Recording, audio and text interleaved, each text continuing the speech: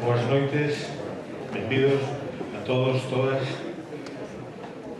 Ben, Iñaki Gil de San Vicente naceu en Donosti.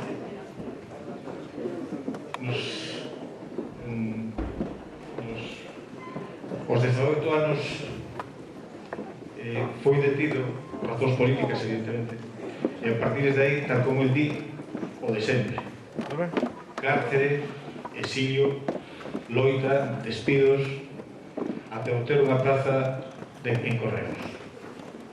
E volta a loita, a acción sindical e política. Nos 80 publica o seu primeiro texto longo, Contra o Eurocomunismo, Revolución. En esa mesma época colaborou no xornal La Voz de Euskadi, dirixido por Pepe Rey. En Eguín tamén colaborou hasta que foi pechado polo goberno español. Pasou despois a colaborar como articulista en Gara e noutras publicacións, así como no semanario Punto e Hora, con análisis de política internacional, sobre todo. Publicou e publica numerosos ensaios, entre os que se atopan unha análise crítica do Tratado de Maastricht e a construción europea, outro sobre os manuscritos de Economía e Filosofía de Marx, sobre globalización, sobre imperialismo. Algúnas consideracións tamén sobre ciencia, tecnoloxía e emancipación, relacións tamén entre capitalismo, globalización e tecnociencia. Pasou logo, en eso está nestes momentos, a dar prioridade ás edicións electrónicas. Para él, o uso da rede é o mellor sistema para a democratización e socialización do conocemento. É contrario ás teses da propiedade intelectual, defendendo o pensamento colectivo e o no copyright, anti-copyright. E a súa primeira páxina, a súa primeira colaboración na web foi na basquered.net, ata que foi pechada polo goberno de Canadá por razóns políticas. Agora os seus textos recentes, mas non todos, atópase en La AIN e en outras páxinas como Bolxe, Rebelión, Indimedia, Insurgencia e outras. Na actualidade está a traballar en 3 temas: o significado da chamada Segunda Guerra Mundial, as razóns polas que loitan os povos e as relacións entre marxismo e violencia. Como el di, todos os seus estudios foron sempre motivados por e para as loitas prácticas. Algúnas desas cousas que di nos seus textos e que a mí me chama a atención son cando fala de que a teoría non pode producirse instantaneamente en práctica, non pode traducirse instantaneamente en práctica, o igual que as necesidades e desexos individuales non se traducen de forma inmediata en metas e accións políticas. Nosa seguridade, identificada coa ollada civilizada da metrópole, está en ollar cara onde se nos sinala, pois cambiar ese sinal significaría ollar o outro, o bárbaro, a periferia. O resultado deste proceso é un non querer ollar os bárbaros, refuxiándonos na nosa pureza civilizada. Nunha sociedade basada na explotación da maioría por unha minoría, o control das forzas materiais, da sexualidade, do traballo e da búsqueda de materias primas beneficia ou perxudica a maioría ou a minoría. Se isto é así, ou é aínda máis en contextos de opresión, explotación e dominación. Nestas situacións, a identidade das periferias convírtese nun obxectivo de destrucción pola metrópole ocupante e pola contra de reconstrucción e reproducción pola periferia ocupada.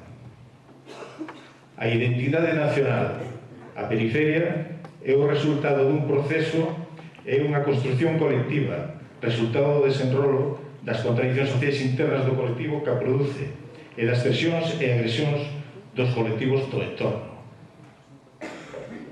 Ademais da ignorancia teórica política imposta polos medios de alineación masiva da metrópole para manter o sistema capitalista actual, intervén tamén un sistema de pensamento e acción que ele chama, e a mí gustame, empobrecido, que se impón, ademais, como normal.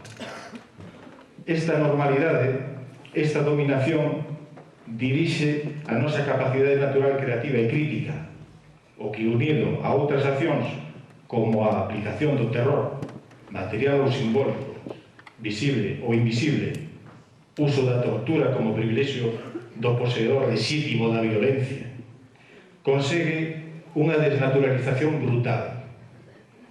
Estas e outras limitacións socialmente impostas perseguen unha total confusión e paralización.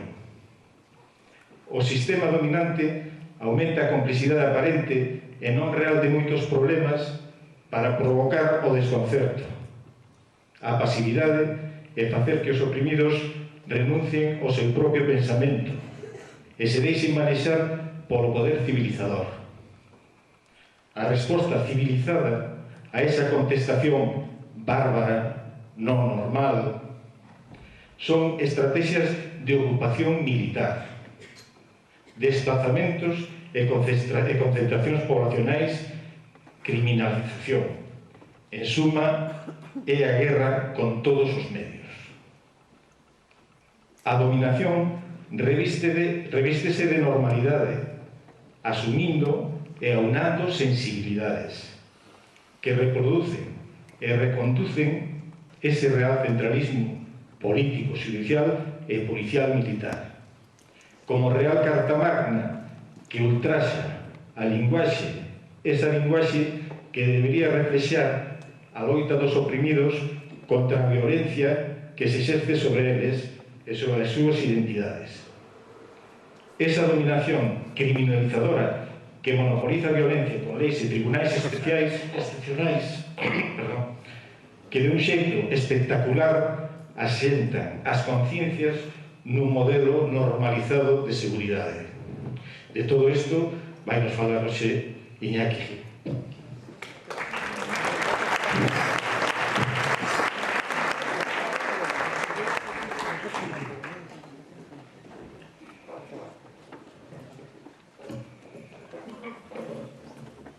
Arratsaldeon denori, buenas tardes a todas y a todos, y antes que nada pido disculpas porque tenga que hablar la lengua que no es la lengua nacional gallega.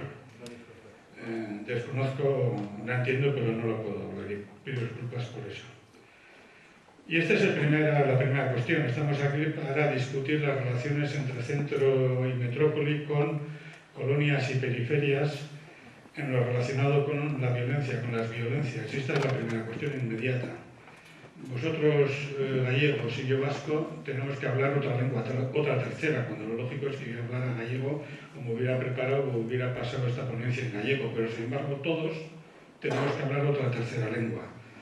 ¿Es esto violencia? Yo pienso que sí, que es una violencia impuesta durante siglos, que es una violencia no física, es una violencia cultural, simbólica, emotiva y afectiva profundamente para las personas que amamos nuestras tradiciones y aquello que hemos vivido en nuestra infancia, y que es un ejemplo de la tremenda complejidad de las relaciones de poder y de fuerza que hay dentro de los movimientos de explotación y de los movimientos que buscan un beneficio sea material, económico, cultural, ideológico, medioambiental, sexual incluido, etcétera, etcétera. Esta es la primera cuestión. Luego, nosotros ya estamos aquí hablando dentro de un contexto de violencia, que no tiene por qué ser exclusivamente violencia física. Cualquiera que conozca la historia de Galicia, la conoceréis mejor que yo, sabéis los instrumentos que ha habido y que hay en estos momentos en Galicia para acabar con su lengua, con su tradición, o para reducirla, en todo caso, a un mero acto folclórico, a un lugar en el Museo de Antropología para especialistas, mientras que el grueso de la juventud habla exclusivamente castellano. La segunda cuestión es que hoy en un periódico que está ahí en la entrada hay una supuesta encuesta, un sondeo, que siempre benefician al que los paga, que da un dato que para los que se sientan españoles debe ser alarmante. El 74% de los españoles piensan que hay un choque de civilización, de culturas entre Occidente y el mundo islámico. Y consideran, este 74% consideran a los musulmanes violentos, autoritarios, intolerantes y groseros. Hay una campaña a nivel mundial de definir un nuevo enemigo, de definir un nuevo peligro para la civilización cristiana. Ese enemigo, ese peligro anteriormente fue el comunismo. Anteriormente al comunismo fue pues, el movimiento socialista, anteriormente fueron los pobres. En el Estado español fue el comunismo, los masones y los separatismos rojos separatistas, los movimientos rojos separatistas. Ahora se está creando otro enemigo internacional, que es el Islam. Y ayer mismo el señor Bush dijo que estaba dispuesto a utilizar la fuerza nuclear contra Irán. Este es el segundo factor de reflexión. Estamos en un mundo donde, aparte de las violencias prácticas, las violencias mediáticas están preparando psicológicamente a la población para aceptar lo que pueda venir. Otra cosa es que luego no se termine utilizando la bomba nuclear, pero se utilicen otras bombas. Sabemos que Nixon estuvo a punto de utilizar la bomba nuclear contra Vietnam cuando vio que la guerra la tenía perdida y que fue una advertencia directa de la URSS para que no lo hiciera. Hay analistas internacionales que aseguran que el viaje del presidente del Partido Comunista Chino y del gobierno chino a Washington es, aparte de demostrarle la dependencia económica de Estados Unidos hacia China, que es tremenda, aparte de demostrarle eso y decirle, bueno, por tanto, os tenemos cogiditos donde más os duele, que es las cuentas corrientes, no os metáis con Irán, porque es uno de nuestros principales suministradores de petróleo, que aunque siendo petróleo de no muy buena calidad, es petróleo al fin y al cabo. Y muchos observadores internacionales opinan que el viaje es también para advertir que no use la bomba nuclear contra Irán. Este es el segundo hecho. Luego estamos ya bajo dos contextos de violencia. La violencia impuesta, que nos obliga a hablar una tercera lengua que no es la nuestra, y la violencia mundial, que es multiforme y que se expresa en estos momentos en la manipulación de esa encuesta del periódico El Mundo y las advertencias del señor Obus. Por tanto, ¿qué queremos decir cuando hablamos de periferia, cuando hablamos de centro? Los griegos clásicos llamaban metrópoli, se habla de metrópoli y periferia. Los griegos clásicos llamaban metrópoli a la ciudad que tiene colonias, a la que crea colonias. Y esta cultura, luego lo veremos, ha impregnado esta definición, ha impregnado totalmente nuestro conocimiento, nuestros referentes, nuestro paradigma mental. ¿Realmente somos nosotros periferia, somos colonia de algo? ¿O por qué no otros pueden ser periferia con respecto a nosotros? Aquí está la cuestión del poder. Nosotros en estos momentos somos dos pueblos periféricos con respecto al Estado español y a Madrid. Madrid en estos momentos absorbe el 25% del gasto estatal en obras públicas de cemento, cuando es el 10% de la población. Hay una sobreinversión de la economía española hacia Madrid para hacer de Madrid el centro del poder tecnológico, financiero y preparar a Madrid para las Olimpiadas siguientes, cerrando todo un proceso que no podemos explicar ahora. Eso es el centro, es la metrópolis. El resto somos la periferia. O nos han hecho ser la periferia. ¿Vamos a aceptar esta lógica o tenemos que plantear las cosas desde otra lógica? Esta es una cuestión, la primera cuestión que voy a analizar. La segunda cuestión que voy a analizar es la crítica del eurocentrismo. Luego analizaré el momento cumbre, cuando estalla, cuando crece y cuando se desarrolla la economía dineraria con todo lo que implica en el movimiento centro-periferia y en el movimiento de las violencias. Y luego haré una especie de resumen para intentar que tengamos tiempo de entrar al debate, que es lo decisivo, que es lo básico, digamos así.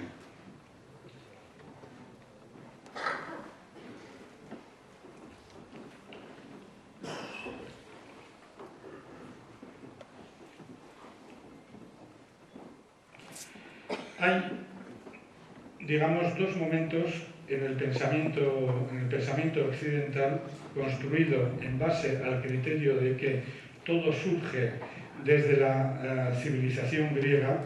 Hay dos momentos a mediados del siglo XIX donde se produce como un shock, se produce como una ruptura del convencimiento de la superioridad occidental, y a partir de ahí se produce una reavivación intensa, una reavivación profundísima del racismo, una reavivación profundísima del eurocentrismo y una reavivación profundísima de entender que el resto del planeta que no sea europeo y que no sea cristiano es la zona bárbara, exterior, inculta e ignorante que hay que civilizar. Este momento cumbre generalmente no se habla de él, es la rebelión de los cipayos en 1857-58 en la India, con todo el análisis y toda la implicación que eso supone para los textos de Rudyard Kipling y otros autores que van modelando el concepto eurocéntrico. Y previamente a la rebelión de los cipayos, que marcó totalmente las reflexiones europeas a mediados del siglo XIX, por ejemplo, por poner un dato, el periódico Times, que es el periódico, era ya entonces el periódico representativo de la burguesía liberal británica, en uno de sus números decía claramente que a los musulmanes y a los hindúes había que tratarlos como perros, y cita textualmente la palabra perro. Y eso es el mismo lenguaje que posteriormente se ha utilizado desde los años 90, concretamente desde el comienzo del siglo XXI a esta parte. Este es el primer gran momento. ¿Qué ocurría? Que con los cipayos eran tropas mercenarias británicas, formadas por hindúes y musulmanes, que en la forma colonial de dominación británica hasta entonces hacían el papel de policía. En una serie de circunstancias, desde comienzos del siglo XIX, habían estado protestando y había habido determinadas sublevaciones, pero no habían tenido peso. La de 1858 fue realmente demoledora. ¿Por qué? Porque se hizo correr la voz, no se sabe si era verdad o mentira, se hizo correr la voz de que la nueva munición del fusil Enfield tenía grasa de vaca y grasa de cerdo. Entonces, para la religión hindú y para la religión musulmana eso es inaceptable, porque la vaca es un animal tabú que no se puede comer, y el cerdo para los musulmanes es un animal proscrito que tampoco se puede comer. Eso encendió la mecha de una cultura, de una civilización no occidental. Y todo el agravio acumulado desde la llegada de los europeos en el siglo XVII hasta mediados del siglo XIX estalló. Lo que se tenía como una cultura mitológica, una cultura rara pero culta, civilizada, como era la cultura hindú, se hundió. Y la brutalidad de la sublevación, más la brutalidad superior del ejército británico exterminando a millones de seres humanos para imponer el dominio británico de nuevo, escandalizó incluso a autores como Disraeli en el Parlamento británico. Este fue un aldabonazo que cualquiera que estudie la mitad, los años 50 y comienzo de los 60 de la cultura europea, se dará cuenta inmediatamente. Pero no fue el primero.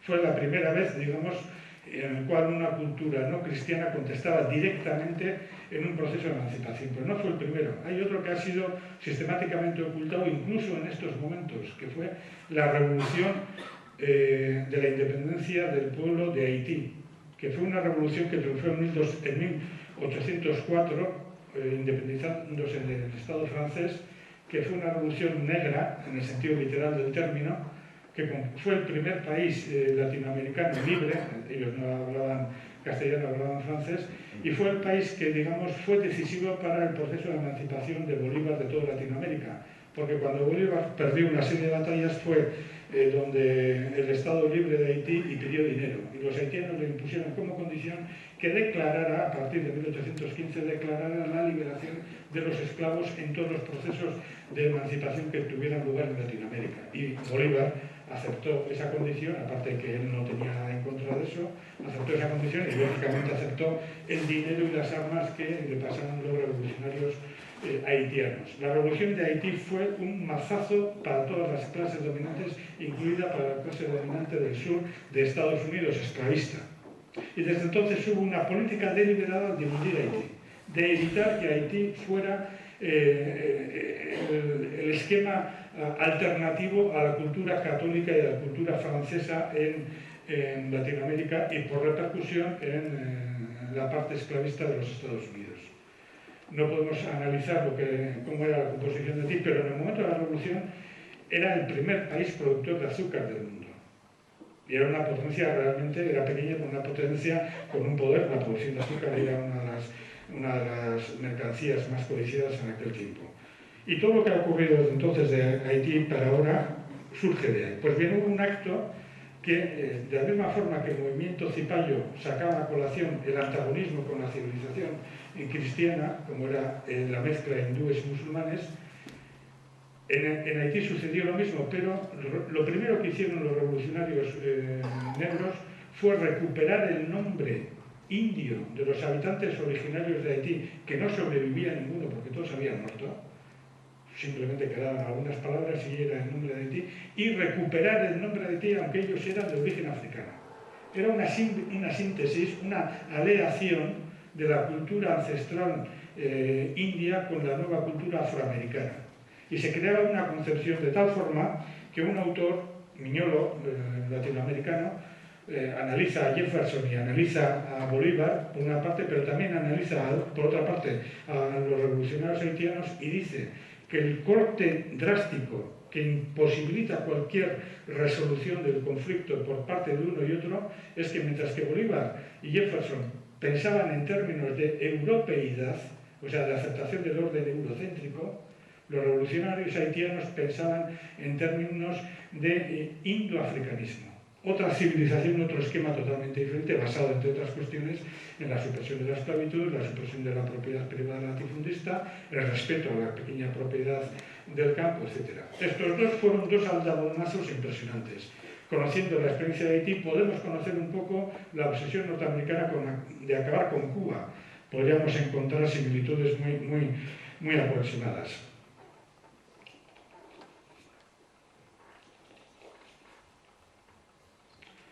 En ese contexto fue donde se produjo la gran reacción eurocéntrica de ante una realidad que le había desbordado, porque hasta entonces todo se pensaba que el mundo era como era y punto, no había pueblos que pudieran sublevarse. Se produjo la gran reacción. Un factor, hoy a la mañana se ha hablado de eso, ha sido el darwinismo. Hay una equivocación con Darwin. Darwin en ningún momento habla de la superioridad individual. Todo el planteamiento de Darwin es la superioridad para la reproducción colectiva de las especies. En ningún momento Darwin habla de la superioridad de un individuo concreto con respecto a otro individuo. Toda su filosofía y su interpretación es la superioridad de las especies en su reproducción biológica. Las especies que mejor se reproducen biológicamente son las que se salvan, las que no pueden reproducirse en suficiente número son las que desaparecen. En ningún momento habla de luchas entre individuos, excepto algunas traducciones baratas e interesadas. Lo que ocurrió es que es cierto que hay algunas ambivalencias y ambigüedades en su terminología y en el contexto de finales del siglo XIX se creó el sociodarwinismo, la sociobiología. Y esto unido a una serie de consideraciones hizo que saliera para adelante la creación del mito eurocéntrico, de la superioridad occidental, precisamente en respuesta a los dos grandes estallidos que cuestionaban la superioridad occidental desde América y desde África por una parte y desde India y desde el Islam por otra parte.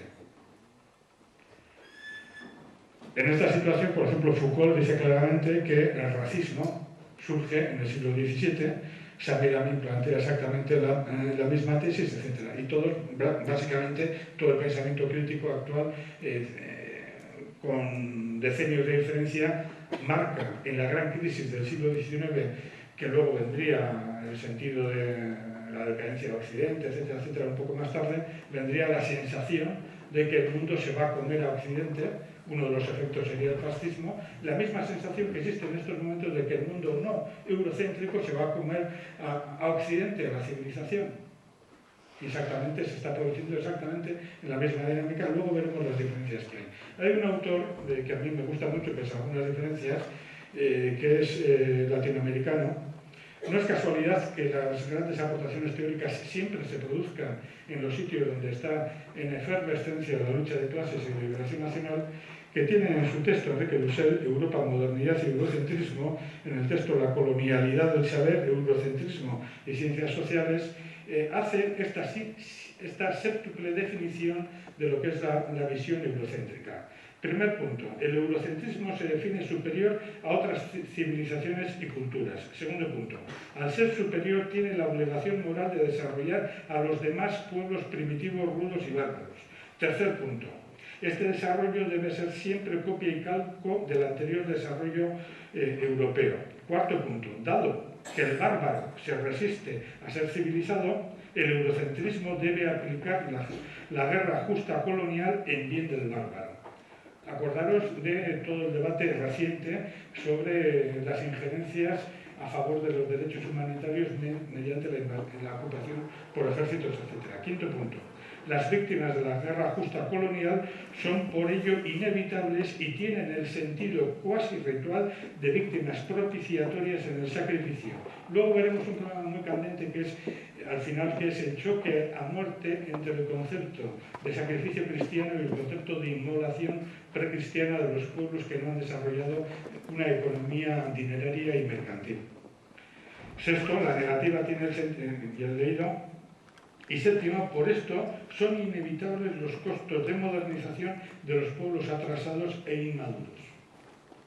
Lo que está pasando en Irak, lo que está pasando en Afganistán, lo que está pasando en otros muchos sitios de que no tenemos información o que nos la han quitado, en todo, por ejemplo, en todo África, en partes de Asia, y lo que puede empezar a pasar en América Latina si ven que el proceso pues, de Argentina, de Venezuela, de Bolivia, en Perú, de Brasil si gira a la izquierda, de México, de Cuba, sigue para adelante. Si este giro hacia la emancipación de Latinoamérica se profundiza, puede pasar exactamente lo mismo.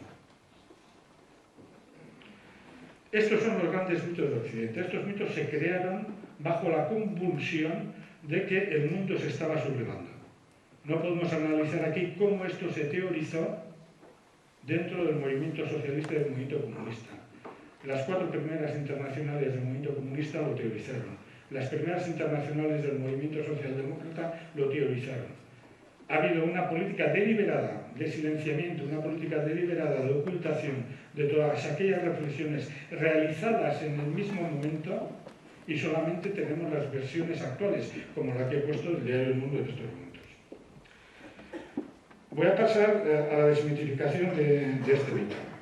Sin embargo, la antropología seria, la antropología crítica, en ningún momento habla de pueblos bárbaros, de pueblos rudos. Según el concepto europeo, el concepto eurocéntrico, el desarrollo del individuo solamente se puede dar en Occidente, solamente se puede dar en nuestra cultura.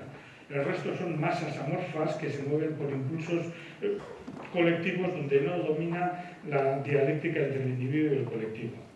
Hay un antropólogo que es clásico, es obligado, Service, que comenta: estas características de falta, habla sobre la supuesta falta de especialización que se achaca a las sociedades primitivas, que se supone que solamente es occidental. Esta supuesta falta de especialización de la sociedad primitiva denota un contraste especialmente importante con la civilización moderna, ya que ello significa que en la sociedad primitiva el individuo adulto participa más plenamente de cada aspecto de la cultura que los individuos de las sociedades más complicadas. Así resulta que la personalidad humana, a causa del contexto social íntimo en que todo se lleva a cabo, se halla altamente individualizada en las sociedades primitivas. Parece paradójico decir, como hemos dicho a menudo, que las sociedades de bandas son fuertemente igualitarias y recalcar ahora la individualización de sus componentes. Cuando decimos que una sociedad primitiva es igualitaria, queremos decir que se resiste fuertemente a ser dirigida por un poder autoritario de cualquier clase. Pero dentro de estas sociedades las personas no son iguales en el sentido de ser similares las unas a las otras. Cada persona es diferente de todas las demás en lo que se refiere a las características personales físicas y psicológicas, del mismo modo que en edad, sexo, estado marital, etc. Incluso en la vida económica no hay clases o categorías de ricos y de pobres, señores y obreros, personas eficientes o no. Cada persona es lo que ella es, eficiente en una tarea particular, pero poco eficiente en otra tarea, o lo que sea. Esta visión y esta concepción, que tengo bastantes citas aquí, que cuando el texto se publique dentro de poco, aparte por escrito también en páginas web, rompe totalmente con el esquema eurocéntrico que entiende que la creatividad individual y colectiva solamente es posible en nuestra civilización. Es muy famosa la contestación recogida por la investigadora Mary Sandoz de un jefe Sioux a los blancos en 1854, cuando respondió muy severamente a los representantes del gobierno que los Sioux no tenían jefe supremo. En vez de ello, había un consejo de jefes escogidos para periodos regulares y específicos por su pueblo, que tenía derecho a despedir en cualquier momento a cada uno de todos ellos, a cada uno o a todos ellos de tan elevada posición. Sigue la cantidad de citas referencias. Voy a acabar con simplemente el texto de Diamond y de Velasco, otro texto obligado, titulado Stanley Diamond y Bernardo Velasco, de la cultura primitiva a la cultura moderna, que separan 10 puntos o marcan 10 puntos de diferencia con respecto a la cultura, entre comillas, primitiva y la actual. Primer punto. Existe un comunitarismo económico. Segundo punto. El liderazgo es comunal y tradicional. Tercer punto. No existen leyes, tal como nosotros las conocemos. Cuarto punto. Son sociedades que tienden a vivir en sistemas en equilibrio. Quinto punto. Tienen una alta integración entre las distintas modalidades principales de la cultura. Sexto punto. El miembro individual participa mucho más en la economía social que los individuos de y en las sociedades posteriores. Séptimo punto. La sociedad es holista y moral, no moralista, y está basada no en la política, sino en el parentesco y la tribu. La política la definen en el concepto antropológico. Octavo punto. El modo de pensamiento es concreto, existencial y nominalista, dentro de un contexto personalista. Noveno punto. Los momentos críticos personales y colectivos se integran y resuelven comprensivamente en los dramas rituales. Y décimo punto, la integración del individuo en el colectivo es social, natural y autotranscendente, lo que explica los pocos casos de psiconeurosis en estas sociedades. Luego, al final del texto, veremos la importancia de estas diferencias para entender el desarrollo de las violencias en el momento actual. Por último, una cita de Olmeda, Mauro Olmeda, El desarrollo de la sociedad, que con respecto a la cuestión del dinero dice lo siguiente. Entre los pueblos primitivos la moneda es más apreciada por el prestigio social que confiere que por su valor económico. Por este motivo es realmente difícil trazar una línea divisoria precisa entre la moneda primitiva y otras formas de riqueza de aquellos grupos humanos. Así, un hombre se hace poderoso mediante la acumulación de riqueza, en tanto que un pobre tal vez no puede entrar en una sociedad secreta o adquirir una esposa. Sin embargo, el miembro más indigente de una comunidad primitiva no está necesariamente condenado a morir de hambre como en nuestra sociedad contemporánea, porque en todas las comunidades tribales la ley de la solidaridad que une a los parientes más próximos rige entre todos los miembros del clan, los más ricos de los cuales deben atender a las necesidades de asistencia de los más indigentes.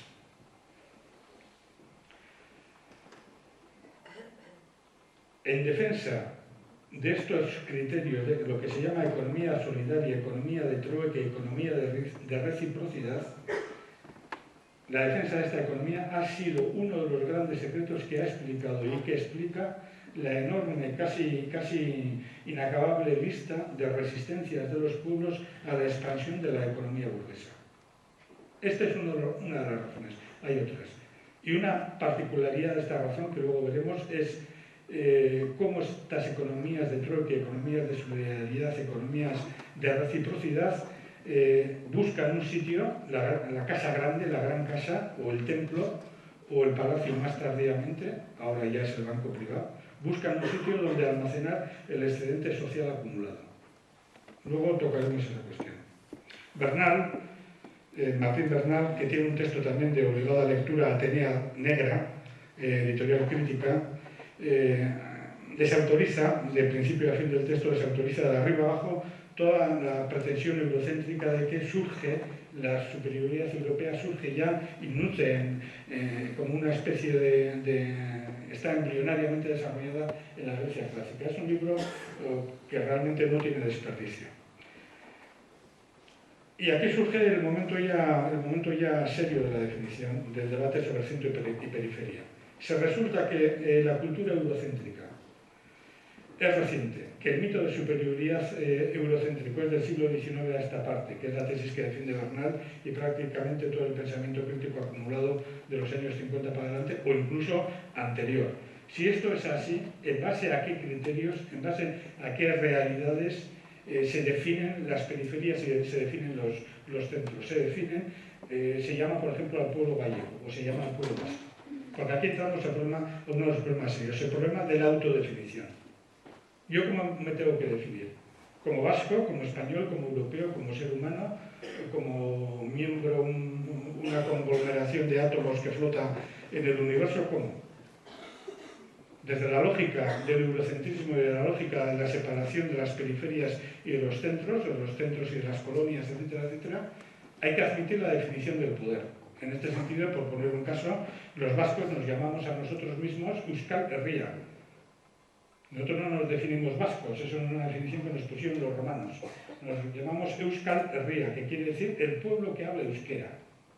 No nos definimos a nosotros mismos por el lugar geográfico que utilizamos, sino por la lengua que hablamos.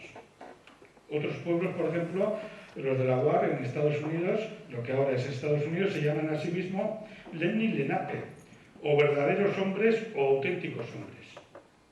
A otros pueblos, por ejemplo, a los Yanomano de Brasil, los pueblos circundantes, por su ferocidad, le llama la gente feroz. Es el conjunto de factores internos, externos, etcétera. En definitiva, es el conjunto de poder, en última instancia, la que, en esta lógica de centros y periferias movibles en la historia, define a los pueblos. Y los va cambiando de definición. Si esto es así, ¿cómo podemos llegar a un conocimiento más profundo de cómo eran esas condiciones de lucha y esas condiciones tensas de poder en aquella época? Voy a poner dos ejemplos. Uno nos atañe directamente a los vascos, pero una de las teorías que explica que la guerra simple, antes de llegar a lo que se llama el umbral de la guerra, es muy antigua. Los restos, hasta finales de los años 80, los restos más perfectos de un conflicto bélico, utilizando el nombre actual, europeo actual, de un conflicto bélico, los autores llaman situación conflictiva en Sudán, son restos entre hace 12.000 y 10.000 años antes de nuestra era, y son restos aproximadamente de 59 personas muertas en un conflicto. Esto es hace 12.000 a 10.000 años en Sudán. Luego quiere decir que ya en aquella época había conflictos verdaderamente serios. En Euskal Herria, en Biasteri, en una parte de Áraba, hay un conflicto del Eneolítico donde hay aproximadamente 300 individuos, mujeres, niños y adultos, muertos en un combate. Independientemente del nombre que nos pongamos o que pongamos a otros pueblos, sabemos que ya existen experiencias humanas donde por encima de los nombres, los colectivos tenían que pugnar, tenían que enfrentarse por cuestiones materiales, por cuestiones de dominio de espacio, por cuestiones de obtención de energía, por cuestiones de obtención de productos, de saqueo, de expropiación a otro pueblo del excedente que había acumulado. Marvin Harris, que es uno de los mejores antropólogos y teóricos de la antropología, ha estudiado este fenómeno y no aguanto y voy a leer su cita. Impulsado por las mismas presiones internas que enviaron a la guerra a las jefaturas, el reino sumerio tenía a su favor una ventaja importante. Las jefaturas eran propensas a intentar exterminar a sus enemigos y a matar y comerse a sus prisioneros de guerra. Solo los estados poseían la capacidad de gestión y el poderío militar necesario para arrancar trabajos forzados y recursos de los pueblos sometidos. Al integrar a las poblaciones derrotadas en la clase campesina, los estados alimentaron una ola creciente de expansión territorial. Cuanto más populosos y productivos se hacían, tanto más aumentaban su capacidad de derrotar y explotar a otros pueblos y territorios. En varios momentos, después del tercer milenio antes de Cristo, dominaba Sumer a uno y otro de los reinos sumerios, pero no tardaron en formarse otros estados en el curso del Éufrates, durante el reino de Sargón, tal, y hace una referencia, en el reino de Sargón, que fue en el 2350 antes de nuestra era, hace una referencia a cómo la historia de la humanidad se ha movido desde entonces en esa lógica de ir conquistando pueblos, de ir conquistando espacios, de ir perdiéndolos, de ir luchando, precisamente en algo tan elemental como es el recurso de energía. Y Marvin Harris, que esto está sacado del texto, Marvin Jefes, cabecillas y abusones, Marvin Harris no tiene ningún empacho en hablar precisamente del problema del canibalismo, que es uno de los problemas básicos originarios para la obtención de energía. Posteriormente hay muchos autores, Lara Peinado hace todo un análisis del hundimiento de sucesivos imperios por las luchas de los pueblos, la guerra permanente, la lucha por recursos, etcétera, etcétera. Y ya se plantea un problema aquí, ya surge realmente el problema que hemos visto en el pueblo de la UAR. Si ellos se definen como los hombres verdaderos, los hombres auténticos, eso quiere decir que llega un momento en que todas las comunidades desprecian al exterior. Desprecian y tienen miedo a lo que no conocen, a lo que puede ser un peligro. Esto ya es sabido y era un tópico, pero hay que tener factores, digamos, conocimientos sobre el suelo, sobre el terreno. Se sabía y se pensaba que, y es cierto, la palabra bárbaro precisamente viene de una palabra griega clásica que define que el lenguaje no griego es un lenguaje ininteligible, bárbaro. Es el mismo lenguaje que se usa con los amazigh, que es el pueblo, la nación amazigh en el norte de África, que se le llama precisamente berber, que es un latinazo de la palabra griega barbar. Para que sepáis, todavía en el diccionario de 1992 de la Real Academia de la Lengua Española se define el vascuence de la siguiente forma: aquello que es tan difícil y oscuro que no se puede entender. Eso dice la Academia Española en el año 92 de nuestra lengua nacional. Luego somos bárbaros, con honor. Entonces, llega un momento en que los mismos egipcios, por poner un caso, plantean, uno de los primeros datos que hay sobre los egipcios son instrumentos, son dibujos militares sobre pueblos dominados, libios, sudaneses, etc., pueblos que ellos dominaban. Y en el esquema egipcio, ellos eran la paz eterna y todo lo que está fuera de sus fronteras militares es el caos. Y esto ya la cultura egipcia, que prácticamente con la hindú y la sumeria son el surgimiento de la cultura. Pues dentro de los sumerios, cuando llegaron los asirios tenían exactamente el mismo criterio.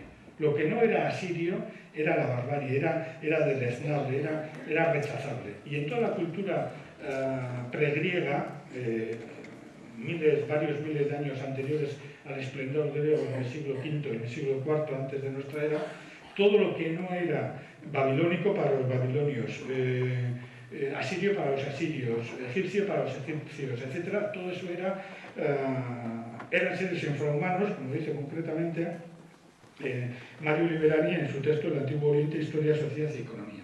Todo lo que no fueran las sociedades desarrolladas como tal eran sociedades infrahumanas. Esto no fue un invento de los griegos. ¿Eso a qué es debido? Es debido a que ya en estas sociedades se había surgido lo que se denomina economía dineraria en su primera instancia. Existían unas pequeñas cantidades de productos que, aunque eran controladas por los grandes poderes estatales, sin embargo había pequeñas caravanas, luego eso lo desarrollarían a tope los fenicios y los griegos, pequeñas caravanas, y había comercio realmente redes de comercio. Y empiezan a darse cuenta de que los pueblos que están más allá de sus fronteras son un peligro para lo que ellos han acumulado, para su excedente social acumulado. Y no solamente en el sentido material. Un componente decisorio del excedente social son las mujeres. Hay toda una igualación, toda una identificación a partir del 3000 aproximadamente antes de Cristo, 3000, 2500, por ahí aproximadamente, hay una identificación sistemática de que la riqueza de un pueblo se define por el número de mujeres que controla, aparte por el oro y por los esclavos, etcétera, etcétera. Pero el primer componente es este. Y efectivamente eso se va endureciendo y se va formando hasta llegar ya a la gran creación del sistema patriarcal.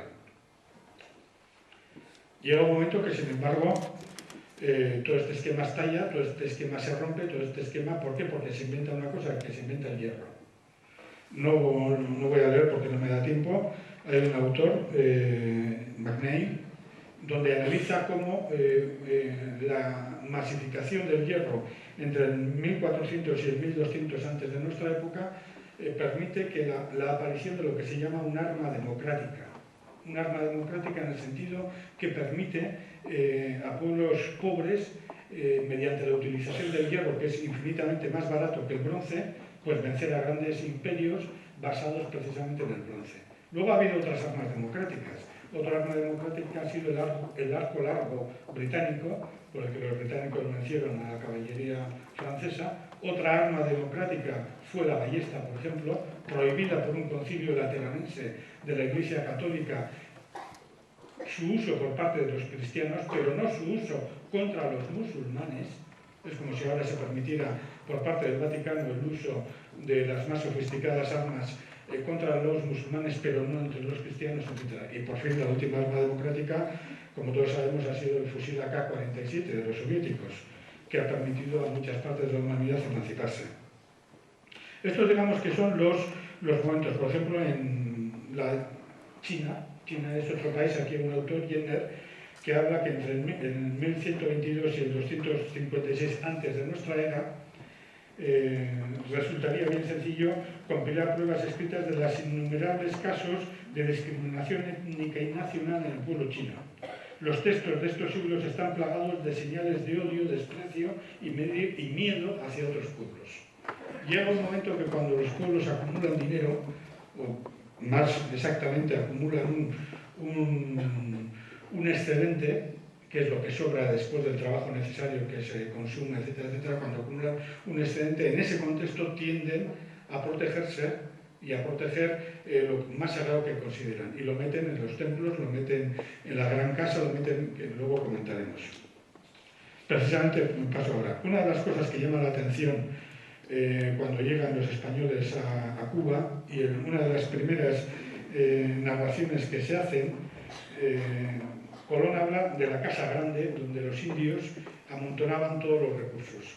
Y esto es porque es una economía solidaria, una economía, digamos, de reciprocidad. Yo he visto, por ejemplo, una Casa Grande en las tribus medio integradas entre Vietnam, entre Laos y Camboya y Birmania. Y todavía continúan con ese modelo. Todos los campesinos llevan a la Casa Grande lo que les sobra, los actos de trabajo, de labranza, etcétera, etcétera. Un dato. La matanza de los indios en el pueblo de Cabonao durante las expediciones de Narváez y las casas por el interior de la isla de Cuba comenzó cuando numerosos indios estaban reunidos en la Casa Grande del Poblado. Es el sitio donde se hacen los actos, las reuniones, antiguamente los templos. Hay un autor que cito aquí que habla cómo se crearon las grandes catedrales en Europa, y el título es verdaderamente maravilloso: Grandes pecadores de grandes catedrales. Y analiza toda esta cuestión, analiza qué función simbólica, lo mismo que las grandes obras en estos momentos, las Olimpiadas, el fútbol, etcétera, u otras obras, los bancos, la infraestructura financiera. En la Edad Media los templos tenían una función de atraer capital. Y precisamente uno de los primeros orígenes de lucha de clases en la Europa moderna, en el 1100 y pico, es los conflictos de clase que surgían en la construcción de las catedrales. Y uno de los sitios, y para crear una catedral había que acumular riqueza de todas partes, y se sabe que, por ejemplo, en muchas catedrales había altares dedicados específicamente a la prostitución, porque los gremios de prostitutas pagaban un altar especial para ellas. Se sigue analizando luego la situación en Latinoamérica, la cantidad de pueblos y de sublevaciones que hubo en defensa precisamente de esa acumulación, de ese excedente acumulado, y los conflictos, las luchas, las contradicciones entre pueblos latinoamericanos que, cuando llegaron los españoles o llegaron los franceses o llegaron los ingleses, para emanciparse de las luchas que tenían entre ellos mismos, optaron por el apoyo de los extranjeros pensando que les iban a liberar. Eduardo Galeano tiene en su texto Las venas abiertas de América Latina tiene un dato realmente espeluznante y comenta los miles, entre 20 y tantos mil o 30 y tantos mil, no me acuerdo, está aquí, los miles de personas entregadas en plan de propiedad a Hernán Cortés precisamente por sus méritos. Personas en plan de vasallaje, indios. Ahí no se andaban con chiquitas.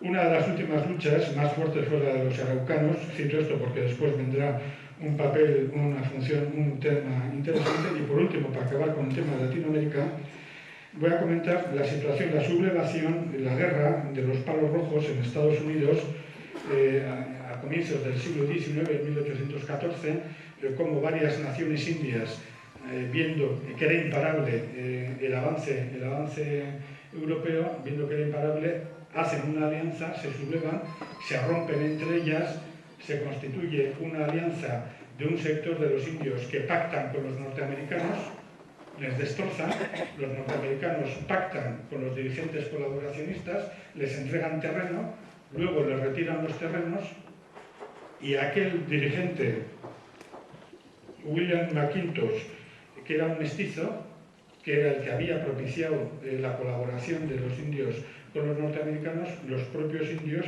el jefe Managua termina ejecutándolo. Estos son hechos verídicos y explican cómo el conjunto de instrumentos y el conjunto de factores precisamente va orientado, en ese movimiento de fuerzas, va orientado a romper las comunidades, a romper los pueblos, a crear tensiones sociales, a crear separación entre ricos y pobres, entre castas ricas y castas pobres, para que las castas ricas apoyen a las clases dominantes y apoyen a la potencia emergente. Me voy a saltar todo el análisis con respecto a África, que realmente es espeluznante. Solamente me voy a centrar en Grecia y Roma, porque es el que más nos toca.